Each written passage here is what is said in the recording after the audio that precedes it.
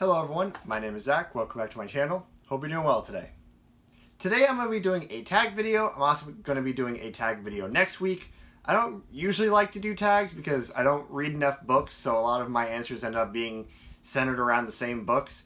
But these tags I really wanted to do because they were both made by good friends of mine, and so I really wanted to do them, and I've been tagged in the one next week I was tagged like 3 months ago to do, but we're doing them now, so that's what's happening. Today we're going to be doing the Rumours Book Tag by my friend Nox over at Nox Reads. I believe this is her favorite album of all time. It's one of the best-selling albums of all time by the band Fleetwood Mac. I own a copy here on cassette tape, which is important to today's video.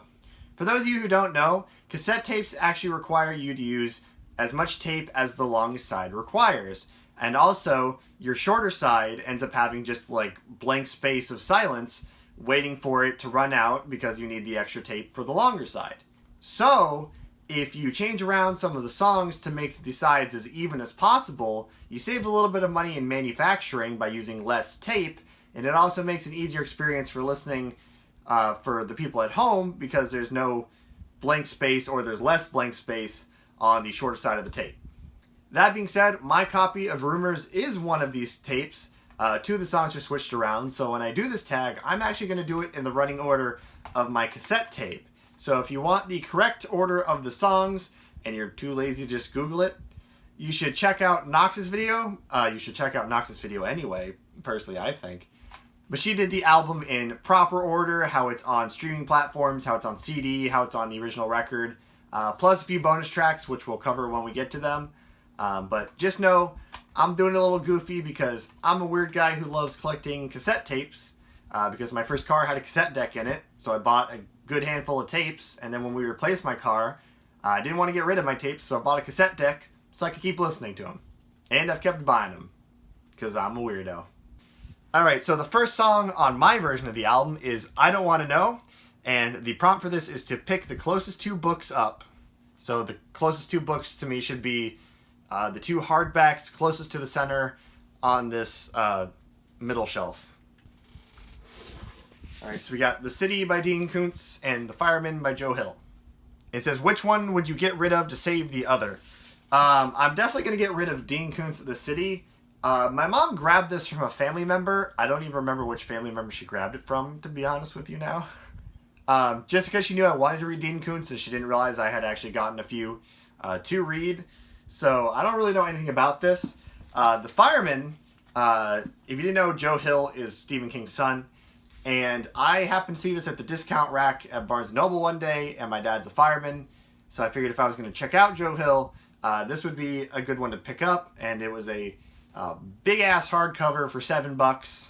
So, you know, we're all about them deals and getting things cheap. And also the premise just sounds pretty interesting. It's about a disease where people suddenly combust and a man who's trying to treat the disease. So, I'm into it. Don't know when I'll get to it because, you know, she thick. But definitely more interested in this than this, which I have no experience with and isn't even really mine. Alright, so track number 2 is Dreams, a book that you absolutely flew through.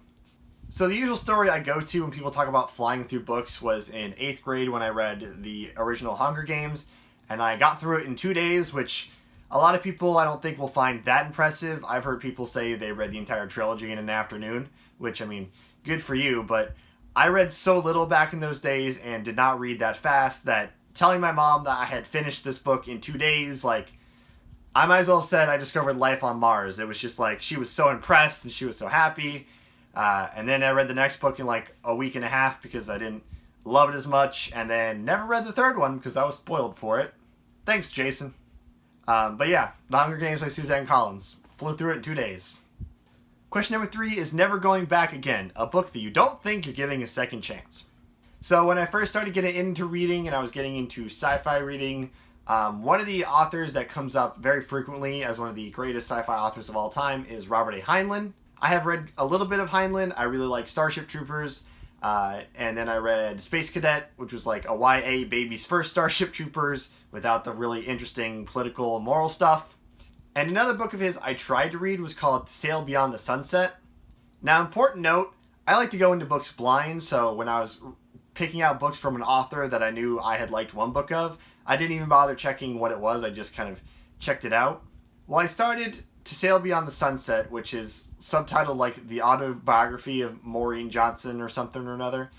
And I got like an hour or two into the audiobook, and it was like nothing but philosophies and morals from like this woman's childhood and her dad kind of being a dick and forcing her to like do all this moral thinking as like a young child. It really turned me off. So when I was thinking of going back to this book, I actually went to Goodreads to read some reviews to see what other people had to say about it. And come to find out that one of the main ideas in the book is about sexual openness, which, I mean, is fine by me. I think that's totally fine if you want to be, if you want to do hookups, if you want to be polygamous, like, do you. However, one of the things she apparently advocates for is incest. That's no from me. Nope, we're done. So I'm not going back to that anytime soon. Unfortunately, I bought this book on Audible, and it's been too long, so I can't return it. So now I'm stuck with it. I really should stop just buying things without knowing what it's about. That's the reason I started using the library more often, so that stuff like that doesn't happen. Song number 4 is Don't Stop, and the question for this is the next bookish milestone you're looking forward to. So, I mean, the subscriber milestones are nice. I'm coming up on 1K as of filming this, even though I've lost a few subscribers in the past day or two, so who knows if I'm going to hit that actually soon. But one thing I'm actually looking forward to, one thing I care more about than hitting the next 100 or the first 1,000 or whatever, is to do an in-person collab. It seems like it'd be a ton of fun. I really wanted to do one either at BookCon or at BookNet Fest, which I plan to going to both of those this year, and they both got canceled. So I don't know when that's going to happen, but an in-person collab I think would be a ton of fun, and just getting to pick a topic that both of you are passionate about and getting to like bounce off each other and give each other ideas so you don't forget something and have to add it in, or you didn't catch a mistake you said. Like, just seems like it'd be the way to go. Alright, so song number 5 is Go Your Own Way, and like Nox, this song has a special place in my heart. When the closest thing I've ever had to a romantic relationship fell apart, this was a song that I turned to a lot, and it was very therapeutic for me, so I've listened to the song a lot. It's definitely my favorite on the album, and one of my favorite songs of all time, so if you're going to listen to one song off this album, I would make it Go Your Own Way. But the question to go along with this is a fan favorite that has a special meaning to you. Alright, so remember how I said earlier that I talk about the same 5 books? That's where it starts for this video. So, one fan favorite that's special meaning to me is the character of Mr. Kindly from Nevernight. If you've never read Nevernight, Mr. Kindly is a sassy, sarcastic shadow cat, and he has a lot of conversations with the main character Mia, where he's ribbing her, where he's giving her a hard time, but a lot of the time those ribbings and those hard times actually help her into doing what she needs to do. And that reminds me a lot of my godfather Ben, who is like that, where he'll tease you, he'll give you a hard time, he'll sometimes get you to the point where you just want to strangle him, but a lot of the times him kind of poking at you is meant to get you moving in the right direction, and after you do the things you need to do, you realize, damn it, he helped me again. So yeah, Mr. Kindly has a special place in my heart. On top of me just enjoying sarcastic characters, it reminds me a lot of someone I really care about. Song number 6 is Songbird, which is a comfort read. Now, I don't reread books often enough to really have like a specific comfort read that I go back to and have read like 6 times or anything like that. Not making fun of you if you do, just not me. But one series that I come back to a lot when I need kind of a comfort read is the Chronicles of Narnia series. I read some of these as a kid, and I ended up getting all of these as an adult. I haven't read through all of them yet, either as a kid or an adult. But the series is full of so much, childhood wonder and whimsy, and they're light reads, they're short, they're a lot of fun. So I usually turn to this series whenever I need something fun and light and easy to read. So I think it's the closest thing I really have to a comfort read.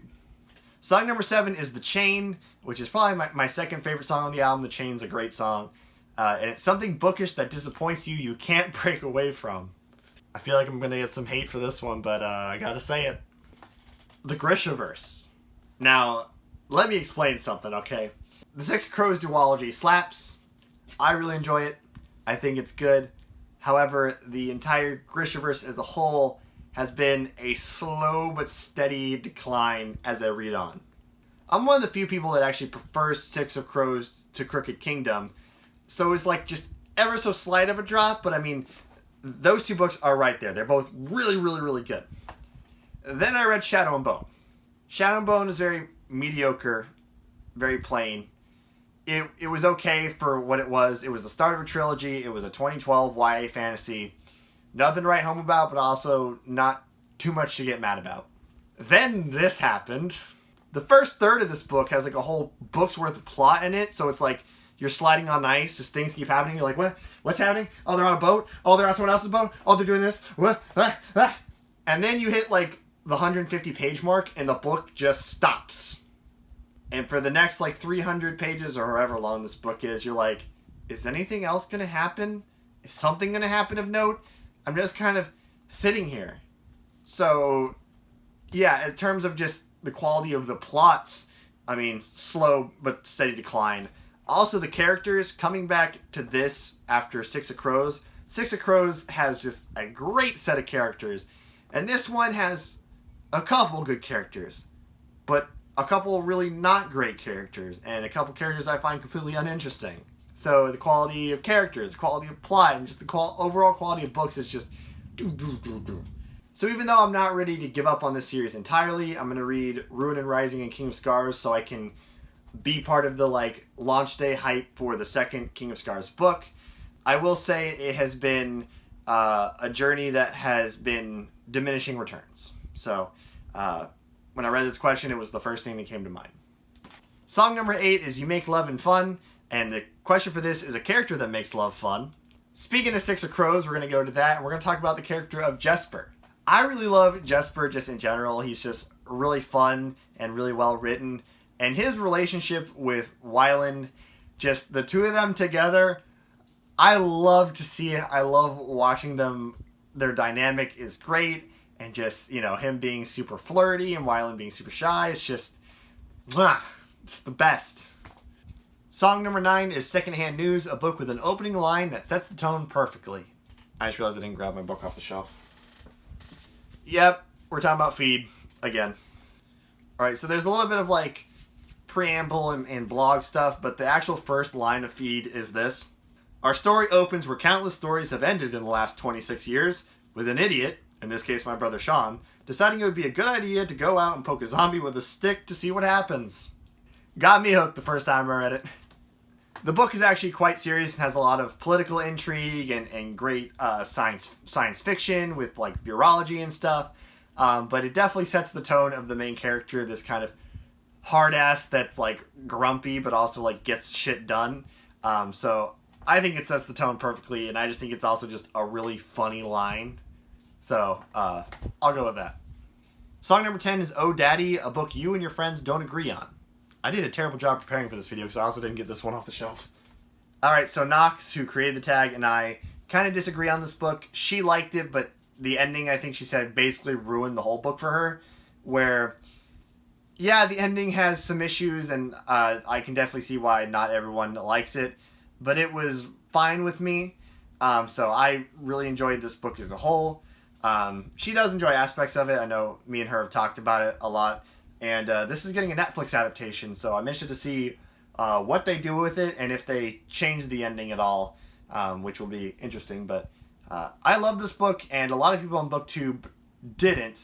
And I sort of get why, because they complain about there being insta-love, which, I mean, I guess there sort of is, but also this book had a great atmosphere and it had a great witch hunt element, which I really liked both those things. One of my favorite classics is The Crucible. Which, if you know anything about The Crucible, deals heavily with a witch hunt. So I was able to look past the insta-love. Insta-love doesn't super bother me. Maybe because I don't read a lot of YA. So, like, when I do encounter it, it's just kind of like, oh, okay, whatever. But yeah, A lot of people don't like this one, and some people liked it but hated the ending, and I like all of it. So, there you go. Song 11, Gold Dust Woman, which is technically the end of the album. It's the end of my copy, and it's the end of the original vinyl, and I think the original CD release. But the question for this is a relationship that ruins love for you. Am I allowed to just say Romeo and Juliet? Can I just say it? Like, greatest love story, my ass. Alright, song number 12 is Silver Springs, and the question for this is a perfect ending. So, Silver Springs was originally the B-side, I think, to Go Your Own Way, and for later CD releases and on Spotify, they added the song back onto the album, because I think they took it off at, like, the last minute. But the book I have for this, I actually pulled off the shelf this time, is Star Wars Allegiance by Timothy Zahn. So this is a Star Wars book about a group of stormtroopers that end up leaving the Empire after they find some corruption and some stuff goes down, and they end up getting swept into a plot that the Empire is still involved with, and so they're kind of covert on the fact that they're on the run deserters, but they're still trying to achieve what they think is the Empire's goals. And so you're just kind of waiting to see what happens, because they're good guys, but they're not joining the rebellion, and they're technically enemies of the Empire, and so they're trying to do the right thing, and you're just worried what's going to happen to my boys at the end, because, you know, they're going to get caught, and what's going to happen. And I won't spoil it, but I was really happy with how it ended, and kind of how things went down at the end, and it was handled really well to where you understood why certain characters make the decisions that they do, and how things resolve. So, I'm very picky about my endings, but this one turned out very well. Alright, so that's the end of certain other copies of the album, but Nox also threw on 2 bonus tracks from the deluxe edition on Spotify to round out this tag to 14 questions. So the first bonus track is the live version of Rhiannon, and the question is your favorite retelling. So I'd say it's kind of a tie, because it's hard to really compare these two and figure out which one I like better. But the first of these is The Ballad of Black Tom by Victor LaValle. This is a retelling of The Horror at Red Hook by H.P. Lovecraft, I think. It's a Lovecraft retelling, but it works in the black experience of 1920s New York, and it's also, you know, not racist. But I thought this book was incredible. I really enjoyed it. I talk about it all the freaking time, so I'm sure you know that. The other one, which I don't have a copy of because I listened to the audiobook from the library, is Crests from the Lunar Chronicles. The Lunar Chronicles is a series that just continues to get better every book I've read, and the latest book of it I've read is Crests, and it was just really, really good. And the way they work in the retelling of Rapunzel into the bigger plot of the series was really interesting to me, and I just think it all worked well, and the characters all really hit, you know, their peak, and so I'm interested to see how the series ends, but I'm a little worried because I've been told the ending's not really that great. But those 2 retellings I really like, and again, because they're so different, I really can't tell you which one I liked better, so just naming them both. And the last song of the tag is the Chain Demo, and the question for this is an underrated favorite. For that, I'm going to say Stephen King's The Running Man. This is the book that the movie, the Arnold Schwarzenegger movie, was based on. But this is so different from the movie that they're almost separate entities. Like, you can tell there are, like, a couple of things that the movie takes and kind of goes in its own direction with. But I really like this. It's like a sci-fi dystopian series, and really good sci-fi dystopian standalone novel. And it has a lot of great action, and I read it when I was young. It was actually the first King book I read, and a lot of people don't talk about it, and on, like, Stephen King rankings, this one usually comes in kind of low, which makes me sad, because I think it's better than a lot of other stuff that gets rated really, really high and is not good. So that is all for me today. That is the Rumours Book Tag. I don't really know who to tag, because I don't really know who all is into classic rock, so if you want to do it, I tag you. Thank you all very much for watching. If you like this video, feel free to give it a thumbs up. Feel free to subscribe if you feel so inclined. Check out Nox's video in the comments, and I will see you next time.